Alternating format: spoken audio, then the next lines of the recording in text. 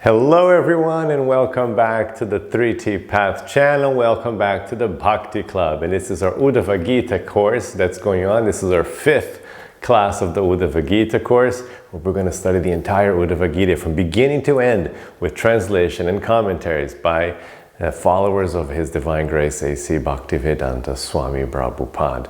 If you want to see the previous classes, you must join the Bhakti Club. The instructions are here in the description of the video. Then you can access all the previous courses and access the entire all the previous classes, so you can access the entire course. So today we are continuing. This is just the beginning of the Uddhava-gita, so Krishna is just starting to explain the basics to Uddhava of spiritual yoga, philosophy, yoga knowledge. We're only on chapter 11 now, so there's a lot more to come. So let's read chapter 11.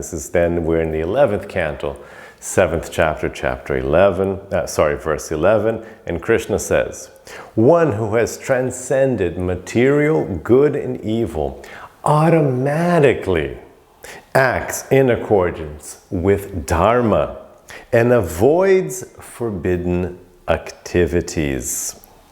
The self-realized person does this spontaneously, like an innocent child, and not because he or she is thinking in terms of material good and evil." It's a very interesting verse here, because this is one of the big topics of the entire Uddhava-gita, which is to go beyond just thinking in terms of good and evil in the material world. You get the same thing in the Bhagavad-gita. At the conclusion of the Bhagavad-gita, the famous verse 66 of chapter 18, where Krishna says, "Sarva dharmam parityaja mamikam sharanam vraja." He says, don't just depend on dharmas, like all those dharmas, don't worry about Mamikam, come to me alone. Shelter in me alone. So beyond material good and evil, beyond Dharma, come to me. Now what people get wrong, and I've seen this in fellow spiritualists, what they get wrong is they're like, okay, so we just need the spiritual part then. I'll just need bhakti. And I won't worry about Dharma. It's like, no. You can't just not worry about Dharma. Then you become evil, you become, you're immoral, unethical. No, you can't do that. No. Because the true measure of becoming advanced, of material, one who has transcended, the true measure of a transcendentalist, here Krishna says, is that person automatically acts in accordance to Dharma. So it's not that you think you're a transcendentalist and then you think that whatever you do is Dharma. No. Is that you have to make sure on your road to transcendence, you have to make sure that you're acting according to Dharma. That's how you make sure, and that's how you will get there. By acting according to Dharma, you will get. That's been the message of the whole Srimad Bhagavatam, the Bhagavad-gita. That is the message. So you do act in accordance to Dharma. You do take, you really are careful with Dharma, but then you go beyond, and you take shelter of Krishna, and you do everything as an offering, yajna, as an offering to Krishna. And then automatically, once you really settle yourself into that realm, into transcendental consciousness, once you really become evolved, elevated in consciousness, automatically you want to do the best of you, you want to act according to Dharma automatically. Not because you're thinking, oh, I should do this Dharma thing, because if I don't do this Dharma thing, it'll be evil, then I'll get some bad karma, and if I do the Dharma thing, I'll get some good karma. No, we're not thinking in those terms. Not in karmic, material terms. But you're definitely acting according to Dharma. So it's very important, this. Very important. And I love this, right? Like an innocent child. Right? And Jesus used this child figurative speech as well in in a gospel that didn't get included in the Bible, the Gospel of Thomas. And he says, we have to become like children to enter the kingdom of God. This is one way to interpret that. You have to become innocent like a child, so you naturally just do nice things. Unfortunately, we know that children do evil things as well, but but like let's say a romantic view of innocent children generally tend to be nice, right? And and act well, not because they're figuring what's right and what's wrong, just because they're just naturally being nice. Unfortunately, we know children also do evil things. But anyway, pretend they're like really nice. Okay, so let's read the purport here. One who has developed transcendental knowledge never acts whimsically. What does that mean? Once you have transcendental knowledge, you don't just do whatever. You don't just act according to your whims, which might be the right thing to do, might be the wrong thing to do. No, you don't do that. Srila Rupa Goswami describes 2 stages of devotional service, of bhakti yoga, 2 stages, sadhana bhakti and raganuga bhakti. Very important, very famous, this distinction, sadhana bhakti, raganuga bhakti. Raganuga bhakti is the stage of spontaneous love of Godhead, whereas sadhana bhakti means the conscientious practice of the regulative principles of bhakti. Okay, so the idea is in raganuga bhakti, that's it, it's for real now. That's who you are. You're just being yourself automatically. You're just flowing in the right set of frame of consciousness, your actions, everything is just, you don't have to what am I doing, analyze. It's just, that's who you are. You're just a wonderful saintly person in love of God. That's raganuga bhakti. Always feeling your transcendental mellows of love towards Krishna. But sadhana bhakti, sadhana, daily practice, sadhana, that which you do to get to your sadhya, to your goal. So sadhana is okay, wait a second, I have to do this. I should offer my food. Oh yes, I cannot forget to offer my food. I should do my rounds, I chant 16 rounds a day. So I better make sure I chant my 16 rounds today because that is my sadhana. I'm following a scheduled, programmed set of things I have to do, practices I perform to get to my sadhya, to my goal, right? It's like if you're working out, I have to do this run, I have to do this row, I have to go to the gym. You're following, not because you're super I'm just spontaneously gonna run 5 kilometers. No, because you're okay, I better do this. I can't just slack, I can just let go of my routine or else I'm gonna get unfit and get weight. So you keep a sadhana, same idea. In most cases, one who is now enjoying transcendental consciousness has rigidly practiced the rules and regulations of bhakti. Thus, due to previous practice, one spontaneously avoids sinful life and acts in accordance with the standards of ordinary piety. So the idea is, you get to this level, it works, sadhana works, sadhya, the goal is this state, and it works. So you practice your sadhana and gradually, it's not one day, boom, but you'll see that just naturally you become more and more, this is your natural behavior to do the things you're working towards. It's the same thing, again, going back to exercise. Normally, if you complete couch potato and then you start getting into a rhythm of working out, of eating well, then you kind of, in the beginning it's I have to do it. It's it's all forced. You're forcing yourself to do it. But then after a while, it's that's normal. You want to do something, you don't want to sit around. You can't stand not exercising. Same thing with this process of yoga. Same thing as you work towards, you're doing your sadhana, you're doing your meditation, your japa, your prayers, your study.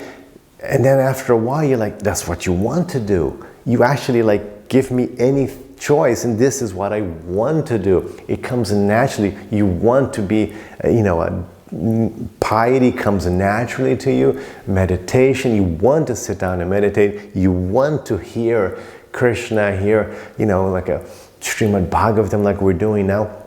You just want this naturally. You're attracted to it. This is Raganuga. You become attracted to seeing Krishna and being with Krishna and worshiping. It works. The process works. And this is what you get. It comes naturally to you. This is the point.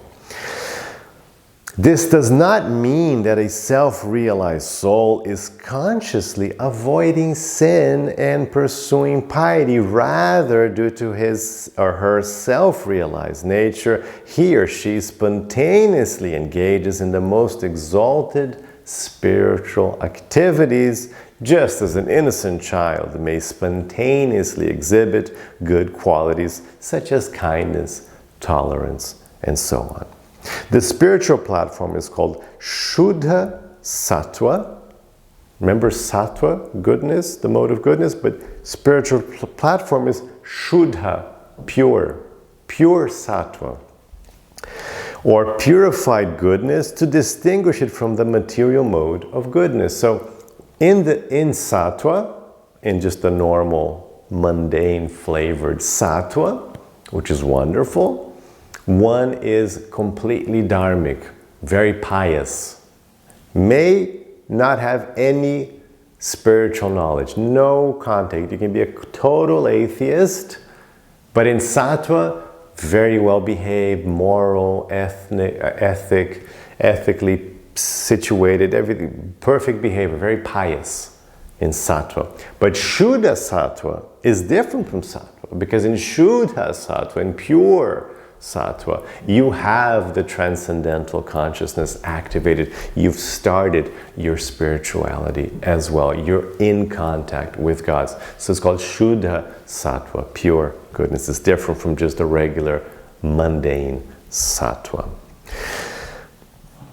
which is always to some extent polluted by the lower modes of passion and ignorance. So if you don't have the transcendental part, then naturally even the nicest person who isn't spiritually inclined will have traces of rajas and tamas. Why? Well, for one thing, if they're not connected to God, then something is covering their vision, their knowledge is covered, and that's already a sign of tamas, covering of knowledge. And also, the fact the person ignores God, doesn't seek a higher form, that's envy. Envy is rajas. So you can see there's like these traces of rajas and tamas naturally in somebody who is just being a mundane, but though very nice, but still a completely atheistic, mundane, materialistic person. Thus, if a person in material goodness appears to be most pious in the eyes of the world, we can only imagine the spotless character of a self-realized soul in purified spiritual goodness. Therefore, it is stated in Srimad Bhagavatam 5:18-12, Yasyasti bhaktir bhagavatiya kinchana sarvatir gunes tatra samasate suran harava bhaktasya kuto mahadguna manoratena sati dhavato bahi.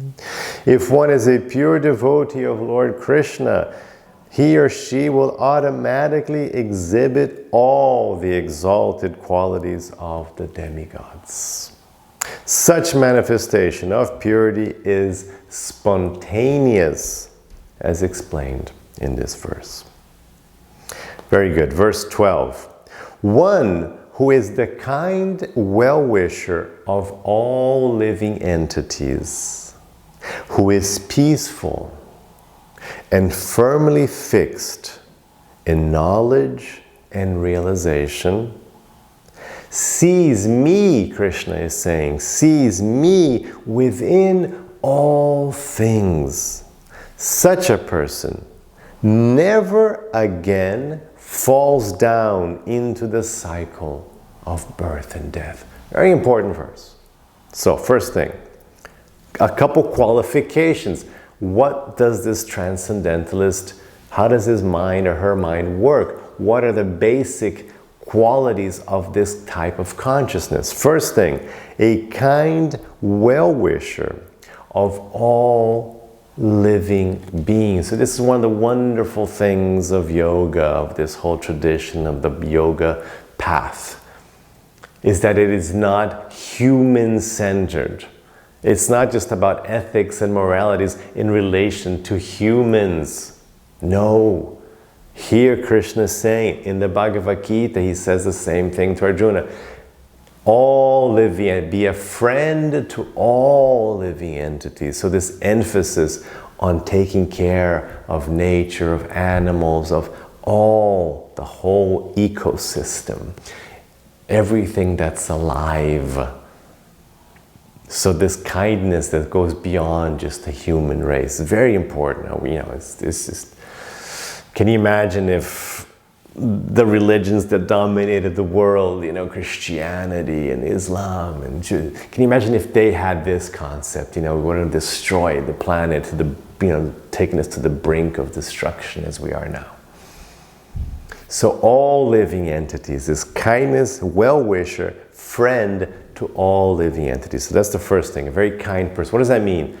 That means a person who's just brilliantly in Dharma, because Dharma means not harming. Ahimsa is the mother of all Dharmic rules. So ahimsa, not harming it, so not harming, no unnecessary harm to any living entity. That makes you the best friend, like you're a good friend, no harm. So avoiding damage, harm to all living entities. Who is peaceful. So that means that he or she, this practitioner, is at peace, inner peace, calm, not agitated by rajas and tamas. In rajas, you get agitated, you get angry, you get proud, and you get envious. This agitation, the mind is agitated, hankering after position and objects. It agitates the mind, and the person has an agitated behavior. And then in tamas, violence. One of the key characteristics of tamaguna, of the mode of darkness, mode of ignorance, violence. So that's very non-peaceful. But in sattva, peaceful. And shuddha sattva, inner peace as well. So, who is peaceful and firmly fixed in jnana vijnana. Here the words are very interesting. This interesting use of the jnana, knowledge. Vijnana, it's understood as, here's translated as realization. Because knowledge, for example, if I ask you, if you've been studying yoga a little bit, following this channel a little bit, and if I just ask you on a quiz, okay, you're doing a yoga quiz, are you the body? And there's a little checkbox, yes or no. And then you say, no, I'm not the body, I'm an eternal soul. So you can answer that, you have jnana. Are you an eternal soul? Yes. Do you love God? Should you? Yes. So it's easy. That's this jnana. Oh, yes, okay, yes, I know that. Yes. So that's jnana. Vijnana is, do you really understand it? So if you think you're not, we're saying you're not the body, but do you really understand that you're not the body? Is that how you actually perceive yourself? Is that how you're facing life? Is that how you're planning and prioritizing things in your life? Understanding that you're not the body. Are your priorities aligned with that vision? Are your daily practices aligned with that vision, that you're not the body?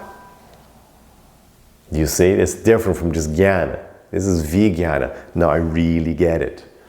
As they say, the longest journey is from here to here, right? So like knowing something, but then really living it, experiencing it, realizing it. So that's jnana vijnana. So he says, well-wisher, friend to everyone, peaceful, shanta, and jnana vijnana, nishchaya, firmly fixed in jnana and vijnana. Now that person, now three qualifications then. With these three qualifications, what happens? You will see Krishna. Krishna says, me, mat atmakam, me. It's very Krishna, it's this God talking. He uses these pronouns, me, is directly me. I'm talking about me here. Do you see me? You will see me in all living entities all over the universe. Vishvan, all over the universe, you will see me. And you will never fall down again in the cycle of birth and death. That's it. No more material life for you. Done. Just 3 things. Do these 3 things and you're done with karma. You're done with material life. You've finished the whole process here. Okay? Very nice. Verse 13. Now, finally in verse 13, so there's been 12 verses here. Now there's going to be an interruption in Krishna's talk, and Shukadev Goswami will interrupt his narration to say something. Now, Shukadev Goswami is saying something. So who's Shukadev Goswami? Well, if you're new to the Bhagavatam, let me explain it to you. So what is the Srimad Bhagavatam? The Srimad Bhagavatam is a conversation, it's the recording of a conversation between Shukadeva Goswami and Parikshit Maharaj.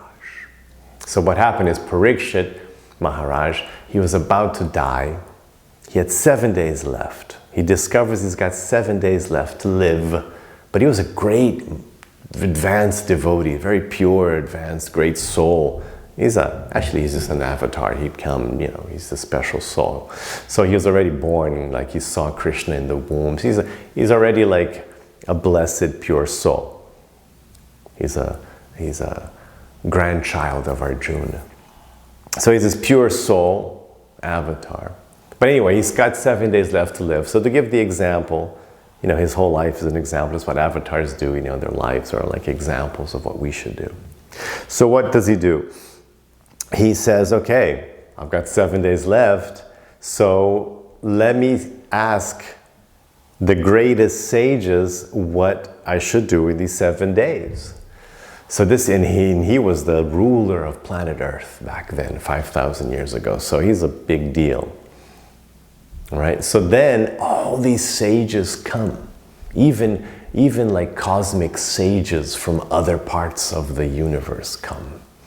Everybody comes.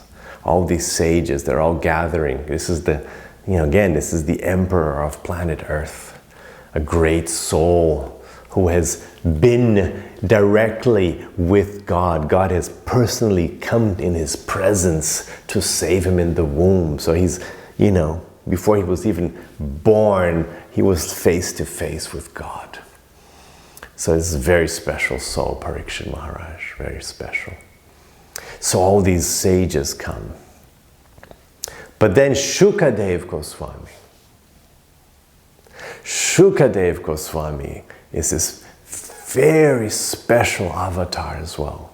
And he even looks like Krishna. He's got the same bluish tint as Krishna. And he was born completely self-realized. He just came into the world as a perfect sage. It's a great story. I won't get into the details of all the story. But he comes into the world as a perfect sage. He just walks about. He doesn't even wear clothes or anything because he's just completely transcendental. So then all these sages are there. They're gathering for this event. It's about to start, this 7-day event. But he walks in and everybody goes, oh man. All the sages like, oh yeah. It's Shukadev. Shukadev is the man. He's the goat. This is it. This is the guy. So everybody just sit down. It's Shukadev who's going to be in the asana. It's Shukadev who will be talking today. If we're all just come to listen. So all the great sages, including Narada Muni, all these great cosmic sages, they're all sitting in the, they're sitting in the crowd. They've got nice seats, but they're in the crowd, and Shukadev is the speaker. So Shukadev Goswami is this perfect being with perfect vision, perfect knowledge, and he's very young. This is it. I mean, he hasn't done anything. He's just like a perfect being who was incarnated just to do this. So as soon as he comes, he's naked and everything, but it's like, no, just sit. He just sits there. And Parikshit Maharaj sits in front of him, and all the other sages come, and they're next to the Ganges, they're just listening. And then Parikshit Maharaj starts asking, so look, I've got 7 days, tell me what I should do. And then that's how the Bhagavatam. So then for 7 days non-stop, Shukadev Goswami is talking. They don't sleep or eat or drink. They're just fasting and just doing Bhagavatam. This is the original Bhakti Club. And they're just doing Bhagavatam and talking about all these wonderful topics. So now, verse 13. Sri Shukadeva Goswami said, so now Shukadeva interrupts his explanation to say this. O king, which king? Parikshit Maharaj, the king who is listening to the Srimad Bhagavatam right there and then. O king, the Supreme Personality of Godhead, Lord Krishna, thus instructed his pure devotee Uddhava, who was eager to receive knowledge from the Lord. Uddhava then offered obeisances to the Lord and spoke as follows. So Krishna just did a little spiel, he just gave him like the briefest. It's funny, this is a standard in the scriptures, there'll be like a little, okay, here it is, just, was it 10 verses, just boom, this is all you need to know. 10 verses, instructions, the basics of yoga philosophy, and then the last one was like, okay, just do that, okay? Friend to every living being, peaceful, and, knowledge. Fixed and knowledge, peaceful, friend to every living being, boom, you're done, you're never taking birth again. So like, okay, Uddhava-gita is over, that was quick, 10 verses. No, it's gonna take us 900 verses. But you could have just, okay, thank you. And could have stopped right there. But no, we don't stop there, thank goodness. We continue. So now, Shukadev Goswami said, okay, king. So then he said those things, and then Uddhava, he's going to start asking questions now. So it's the questions and answers. This is the traditional relationship guru-disciple. Questions and answers. That's what it's all about. All the holy texts are just that. Questions and answers. So like the disciple will come before the guru might say some things without a question. Sometimes he says some things without any questions, and then the questions start, and then question, answer, okay. Purport. Uddhava is described here as Tattvam Gigyasu, or desiring to know the truth.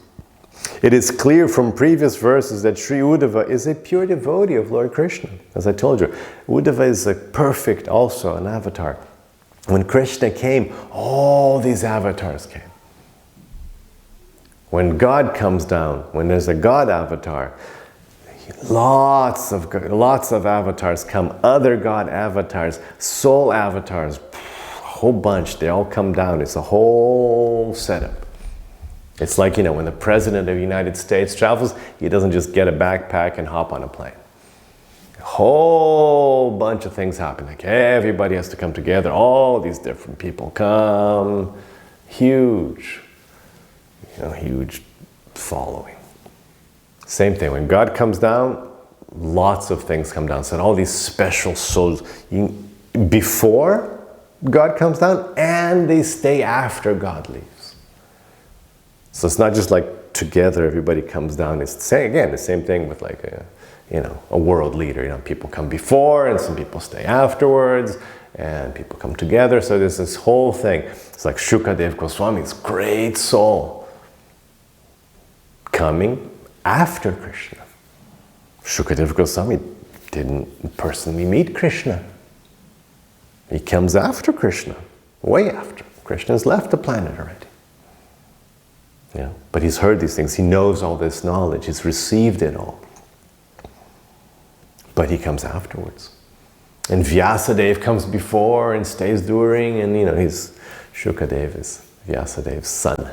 So he comes after, something before, during, Parikshit Maharaj, great soul, coming way after. He sees Krishna, he gets to get a little bit of Krishna, and then Krishna goes. So we have these different avatars coming down. So Uddhava is another one who is a great, he's not a common guy. He's not just like some guy who happened to be there. No, he's an eternal associate of the Lord. He's also an avatar. So he's a pure devotee of Lord Krishna that he considers devotional service to Lord Krishna to be the perfection of life. Thus, the words Tattvam Gigyasu indicate that since Lord Krishna is about to leave the earth, Uddhava is most anxious to deepen his understanding of the Lord so that he may further advance in loving service of the Lord's lotus feet.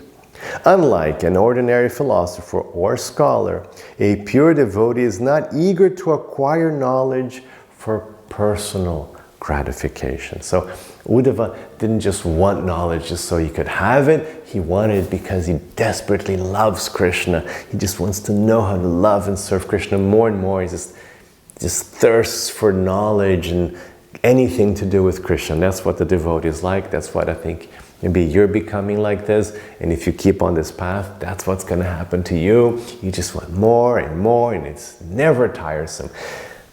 I have taught Uddhava-gita many times. This is already like I'm not only just reading it, but I am teaching Uddhava-gita in its entirety. Now for the third time. Like just verse by verse, purport by purport. I've done it in Portuguese twice, now I'm doing it in English, and I've read it so many times. You just want more. I'm excited. I love this. I want to keep going. I'm not just like, I have to do it again. No, I love it. It's wonderful. It's what's going to happen to you. Just become wonderfully attached to these things. That's, that is what Raga Nuga means. Just get a flavor. You want it more and more. That's how it works. So, I think we should probably stop here and we'll continue next class. So thank you very much for your time and your patience, and have a wonderful day with lots of peace and lots of love. Hare Krishna.